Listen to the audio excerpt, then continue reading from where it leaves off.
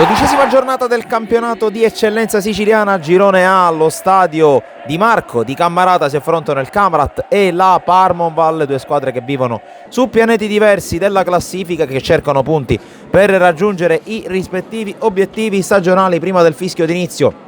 Foto celebrativa tra i dirigenti del Camarat e Ciccio Tarantino, protagonista tra gli altri nella promozione in eccellenza della scorsa stagione della formazione dei Montanari. Poi prende il via la partita con il Camarat che cerca subito di imporre il proprio gioco, anche se la prima palla gol ce l'ha la Parmonval con questo cross dalla sinistra, il colpo di testa da parte di Perez Alvarez, la parata di Tano Dolenti. Poi si fa vedere il Camarat e fa subito male. Il calcio di punizione di Pane trova il colpo di testa vincente di Lorenzo Mirabelli, l'ex difensore del Castrum Favara, che trova l'angolino laddove Tarantino può toccare ma non respingere. Allora 1-0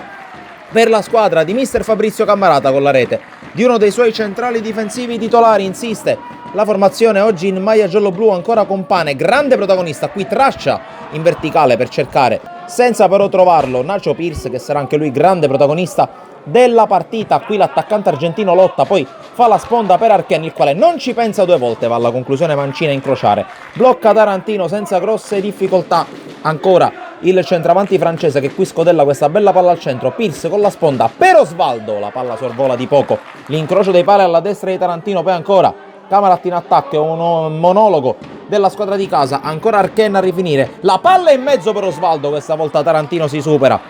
con una parata delle sue, si dispera il cugino d'arte Osvaldo. Poi calcio di punizione per il Camarat, la rincorsa la prende Pane, stavolta Tarantino è battuto, ci pensa il palo alla sua sinistra a salvarlo dalla capitolazione, a salvarlo dal gol del raddoppio, ma non si ferma la spinta del Camarat, che qui con Pierce si coordina e rovesciata, bella coordinazione, non un buon impatto col pallone, Tarantino blocca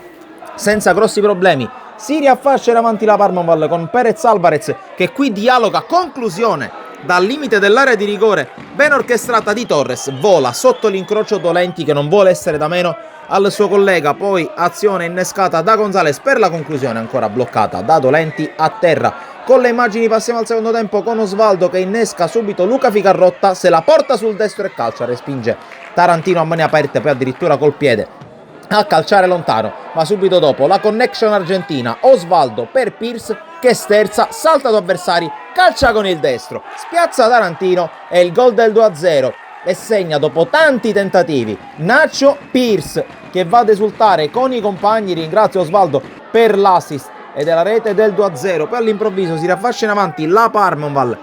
con questa giocata dal limite dell'area di rigore, Rappa con la conclusione che sorvola la traversa, Rappa entrato dalla panchina, qui cerca ancora di innescare i compagni con questa giocata sull'out di destra, conclusione tentata da Torres, respinge in angolo Dolenti, dall'altra parte Archen con la palla in mezzo, la sponda è di Torres per la conclusione, anzi era di Pierce, poi Lococo dopo il tentativo di Pane si porta la palla sul sinistro, colpisce l'esterno della rete, dà solo l'illusione del gol. Chi sicuramente non illude di poter segnare è Nacho Pierce, ancora una volta innescato dalle retrovie, si muove sul filo del fuorigioco e a tu per tu con Tarantino non fallisce.